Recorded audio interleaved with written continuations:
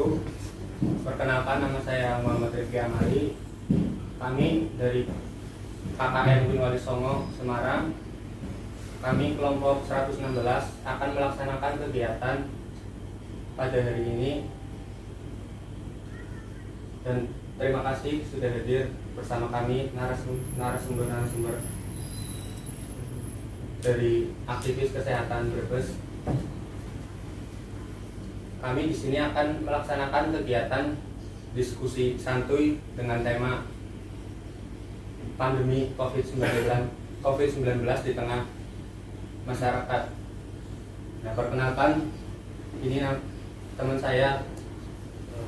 Assalamualaikum warahmatullahi wabarakatuh. Waalaikumsalam. Perkenalkan, nama saya Abu Hussein Muharif, dan saya selaku ketua koordinator dari KKN reguler 10 Wali Songo. Pertama-tama, marilah kita panjatkan puji dan puji syukur atas kehadirat Allah Subhanahu wa Ta'ala yang telah memberikan rahmat dan hidayahnya sehingga kita bisa berkumpul dalam acara ini. Terus yang kedua, terima kasih juga atas kepada pemateri yang telah menyempatkan waktunya untuk melaksanakan acara diskusi ini. Waktu dan tempatnya saya kembalikan lagi ke MC. Terima kasih kepada teman saya Buki, dan ada satu lagi teman saya, silakan. Assalamualaikum warahmatullahi wabarakatuh. Waalaikumsalam warahmatullahi wabarakatuh. Selamat pagi dan salam sejahtera untuk kita semuanya. Senang sekali saya Ilma Safatul Fitri. Di sini saya akan memandu acara diskusi pada pagi hari ini dengan tema pandemi COVID di tengah masyarakat. Kita sudah tidak asing lagi dengan COVID-19 ini karena sudah digaungkan oleh pemerintah dengan pencegahan COVID-19 ini. Namun pertanyaannya, apakah solusi yang efektif untuk pencegahan COVID-19 ini? Kemudian apa aja sih dampaknya terhadap masyarakat kita semua? Baiklah, di sini ada dua narasumber kita yang sudah berkenan hadir. Saya ucapkan terima kasih. Kemudian saya perkenalkan untuk membacakan CV beliau. Narasumber pertama yaitu Bapak Ano Pamulu. Beliau kelahiran Brebes 27 November 1980. Riwayat organisasi beliau diantaranya yaitu DKR atau Dewan Kesehatan Rakyat Nasional, kedua Rekajindo atau Relawan Kesehatan Indonesia, ketiga Vokal atau Forum Komunikasi Aktivis dan Lembaga, dan keempat IPB atau Ikatan Pemuda Brebes. Ya, langsung saja pada Bapak yang mengatakan materinya, waktu dan tetapi saya persiap. Terima kasih. Assalamualaikum warahmatullahi wabarakatuh. Waalaikumsalam warahmatullahi wabarakatuh.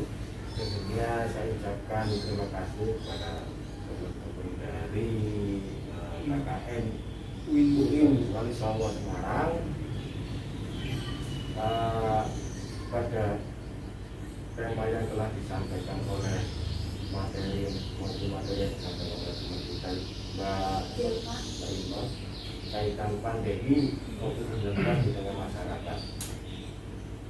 Jadi dalam konteks ini saya sebagai masyarakat melihatnya sederhana. Jadi pandemi ataupun COVID-19 ini virus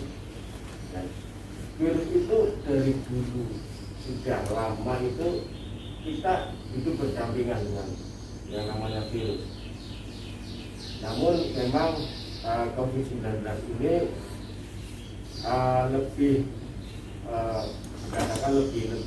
khusus karena proses penyebarannya yang cepat dibandingkan dengan virus-virus lainnya. Pada dasarnya COVID-19 itu virus sangat lemah. Artinya masyarakat tidak perlu khawatir ataupun ketakutan yang berlebihan terhadap COVID-19. Ini virus dan kita dari dulu hidup berdampingan dengan virus.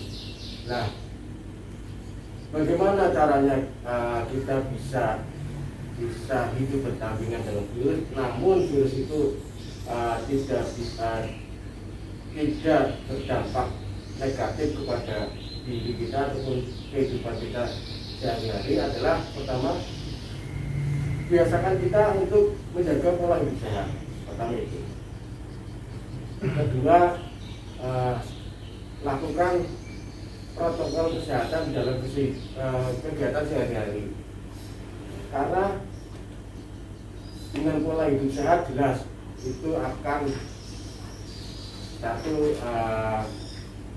menambah daya imun ataupun kesehatan kita. Nah, kita berbicara untuk daya imun. Sebenarnya pencegahan paling efektif ya pertama protokol kesehatan, dan kedua meningkatkan daya tahan imun tubuh. Nah, peningkatan daya imun tubuh itu yang paling sederhana adalah dengan cara kita have fun ataupun senang. Senang itu bisa peningkatan daya kekebalan tubuh. Itu paling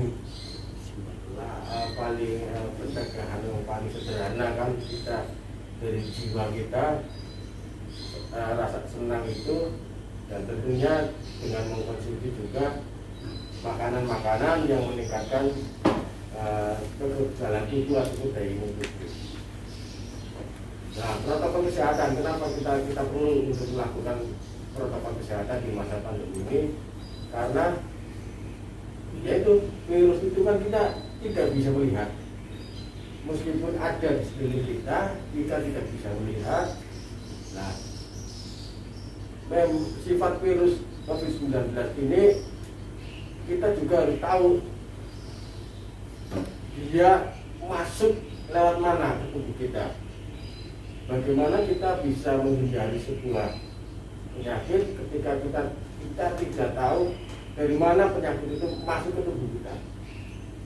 Makanya perlunya kita protokol kesehatan dalam hal ini masker. Karena COVID-19 itu masuk melalui pernafasan, itu jalan masuk COVID-19 ke tubuh kita.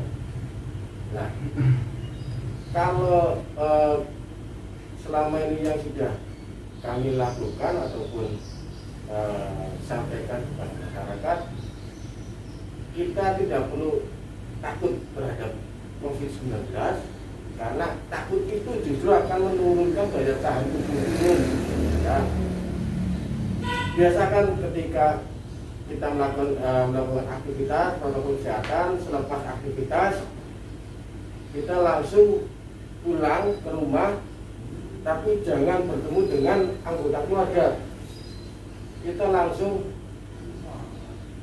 ke kamar mandi, clean bersih. Karena COVID-19 itu kena sabun saja itu bukan hanya mati, tapi hancur. Itu beberapa konsultasi kita dengan teman-teman medis, COVID-19 itu ketika kena sabun itu bukan hanya mati, tapi hancur. Lah, di situ bukti bahwa COVID-19 itu sebenarnya lemah. Jadi nggak perlu kita takut yang berlebihan. Nah, pencegahan paling efektif adalah sementara untuk mengurangi angka khususnya kematian karena dampak COVID-19 adalah kita lebih kepada fokus kepada masyarakat satu yang memiliki penyakit bawaan itu sangat rentan. Lansia itu juga sangat rentan. Kenapa penyakit bawaan sangat rentan? Kenapa lansia sangat rentan? Karena mereka itu daya tahan tubuhnya melemah. Tuh. Makanya saya yakin artinya untuk teman-teman di sini semua, saya melihatnya daya tubuh teman-teman itu masih kuat. Itu akan menjadikan ketika teman-teman terkena COVID-19 itu tidak berdampak apapun terhadap kesehatan teman-teman. Berbeda ketika daya tahan tubuh teman-teman itu lemah, itu akan menjadikan ada sebuah dampak untuk kesehatan. Mungkin itu. kasih untuk Bapak Kapolri yang telah membacakan materinya. Yang narasumber kedua yaitu Pak Deddy Sulaiman dengan kelahiran 1 Juni 1979, alamat di Barat Kulon, RT 2 RW 3 Brebes. Riwayat organisasi beliau diantaranya yaitu DKR atau Dewan Kesehatan Nasional, pembentukan kedua Rekan Relawan Kesehatan Indonesia, ketiga Vokal atau Forum Komunikasi Aktivis dan Lembaga, keempat DPD atau Ikatan Pemuda Lupus. Kemudian ada 5 pegiat atau gerakan masyarakat lupus Pegiat Bersih, Hijau, dan Aman dan Sehat. Dan yang terakhir yaitu PASRI atau Persatuan Artis Pencipta Rakyat Pengungsi Indonesia. Bapak akan menyampaikan sedikit materinya dan lalu waktu dan silakan. Bismillahirrahmanirrahim. Assalamualaikum warahmatullahi wabarakatuh. Selamat datang buat teman-teman dari kami semua. Pertama tadi secara bentuk fisik dan sifatnya sudah dijelaskan oleh Kang Anom. Kalau saya akan lebih kepada memposisikan diri sebagai masyarakat. Jadi ada sebuah perbedaan momen ketika orang masuk angin di saat kondisi jelang tidur dengan orang masuk angin lagi menjadi pengantin. Nah, sama ya penyakitnya ya. Tapi yang satu jelang tidur mungkin nggak ada reaksi apa-apa sebelum jelang tidur ya gitu, cuman setelah itu tidur. Nah, yang satu lagi di pelaminan. Nah, penyakitnya sama ya, momennya yang berbeda. Sehingga ketika pengantin cewek itu lunglai, lemas, pingsan, nah, viral enggak? Viral. Kalau yang tadi yang di kamar bangun tidur enggak, ini viral ya. Panik semua enggak tamu undangan? Ya, penyakitnya sama ya. Nah, itu cuma itu. Kalau sifat penyakitnya tadi sudah dijelaskan sama Kang Ano. Kalau saya lebih melihat kepada sosial budaya. Itu beda di situ. Karena di momen itu posisinya. Nah, terus seandainya diperiksa pun nggak bahaya kan? Hanya kok momennya sakral ya. Kemudian karena momennya seperti itu, lalu dalam ada budaya muncullah statement-statement, ada bahasa kurang saja, ya kan? Nah, ada bahasa cari hari yang kurang apa? Oh gitu. Hanya karena itu kan. Nah, kemudian ada bahasa lagi, jangan-jangan tidak saling cinta. Iya dong. Yang keempat ada statement lagi, kayaknya gara-gara habis mantannya datang. Boleh kan? Asumsi kayak gitu ya. Iya, karena pas mantannya datang dia pisah. Nah, gara-gara mantannya datang. Nah, kemudian yang kelima itu posisinya apa? Kayak semacam nervous misalnya. Asumsi-asumsi itu banyak berkembang di masyarakat karena di momen itu. Nah, gitulah. Tiba-tiba ketika sebuah asumsi turun bahwa ini kurang sajen, maka mitos itu akan muncul ke tamu undangan. Oh, pantesan membunuh wanginya merembet karena mitos itu digaungkan. Oh, pantesan dia begini. Nah, pantesan saya berkitik. Nah, begitu kan? Iya, karena mitos yang dibangun apa gitu. Nah, terus setelah nanti ada mitos yang mempercayakan bahwa itu adalah mantan, lalu ente unggah status, ini bro, kejadian nyata, makanya besok-besok mantan jangan diundang gitu kan. Nah, berkembanglah begitu. Nah, itu berkembang di masyarakat. Nah, apabila mitos yang dibangun yang muncul secara alami tiba-tiba itu kesurupan, bisa nular enggak? Kesurupannya bisa nular enggak? Bisa, karena psikologi. Oh, gitu. Nah, tiba-tiba ada orang datang berpenampilan seperti orang pintar, menyimpulkan, oh ini kesurupan, nanti korbannya akan sepulih. Nah, makanya banyak baca-baca, ini 10 nanti itu pasti ada. Nah, psikologi itu dibangun. Nah, saya melihatnya cuma begitu. Kalau fisiknya ada memang, ya wong dia pingsan ya ada penyakitnya. Tapi kata anak muda sekarang, tapi nggak gitu-gitu banget kali, nah gitu. Nah, ya kan, nah posisi itu kan karena itu hal baru, hal yang sangat luar biasa menjadi manten kok bener misalnya kan ya gitu.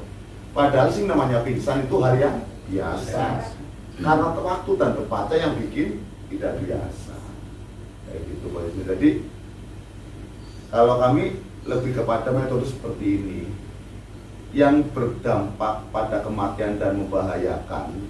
Itu kalau virus COVID-19 itu apa saja? Dia itu berbahaya di mana? Kalau berbahayanya di manula, ya, orang yang punya riwayat penyakit misalnya, ya itu aja yang diungsikan.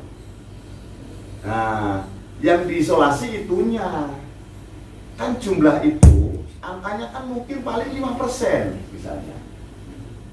Ya udah, yang 5% itu ya yang dikarantina, yang 5% itulah yang diproteksi, yang tidak membahayakan bahkan tanpa gejala sama sekali, biarkan seperti biasa, kan malah tidak mengganggu secara ekonomi. Semakin itu didengungkan, malah semakin muncul. Ini karena proses pemerintah salah dalam sosialisasi, salah dalam menyampaikan kabar ini, sehingga ini akan menjadi virus psikologi masyarakat. Nah, yang bahaya di situnya, virus psikologi masyarakat. Nah, ketika psikologi masyarakat sudah kena, sudah nggak ada kekebalan. Ya, sudah nggak ada. Jadi virusnya misalnya berdampak 5%, tetapi cara penyampaian dan cara pemahaman akan berdampak mencapai 75%. Nah itu. Nah, berarti konsep ini yang diubah adalah cara menyampaikan. Kayak gitu, cara menyampaikan. Makanya kayak Mas Anum sederhanakan. Tadi Mas Anum sudah menceritakan betapa lemahnya dan betapa gampangnya. Tetapi satu penyakit atau satu masalah berat dan ringan itu adanya di penyikapan. Adanya di penyikapan. Sekarang begini, saya kasih contoh. Ente pilih mana, bahwa beras 2 ton pakai motor apa 20 ton pakai tronton?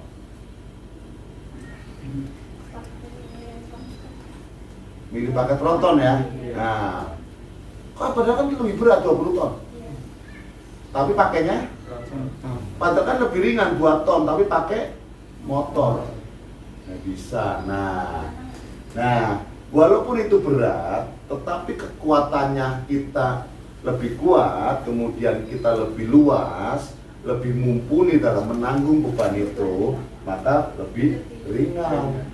Tetapi walaupun itu bobotnya ringan cuma 2 ton, kalau fasilitas kita dalam psikologi personal cuma motor,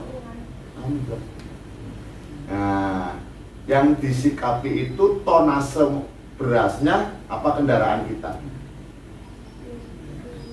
Ya, lebih penting ketika melihat bobot itu yang lebih dibahas bobotnya apa kendaraan kita. Nah, kendaraan. Jadi itu mau berat mau ringan adanya di kekuatan kita lah. Makanya Mas Anom wanti-wanti itu pasti adanya di psikologi ya sama sugesti. Nah itu karena kalau kita lari ke sana nggak jangkau. Yang dikuatkan adalah kendaraannya. Jadi nggak usah dibahas, aduh kamu 20 ton deh, kamu 2 ton deh, saya 8 ton, nggak usah dibahas. Sepanjang kendaraannya mumpuni, ayo deh, nggak usah kamu bagi tugasnya, naik ke tronton saya semua. Nah, tetapi kalau kita nggak ada kendaraan apapun, bingung, dan itu akan menjadi ancaman kematian. Gimana caranya ya ini beras 30 ton, Nah, ya kan kendaraan kita. Ya baik Pak. Ya. Terima kasih untuk Bapak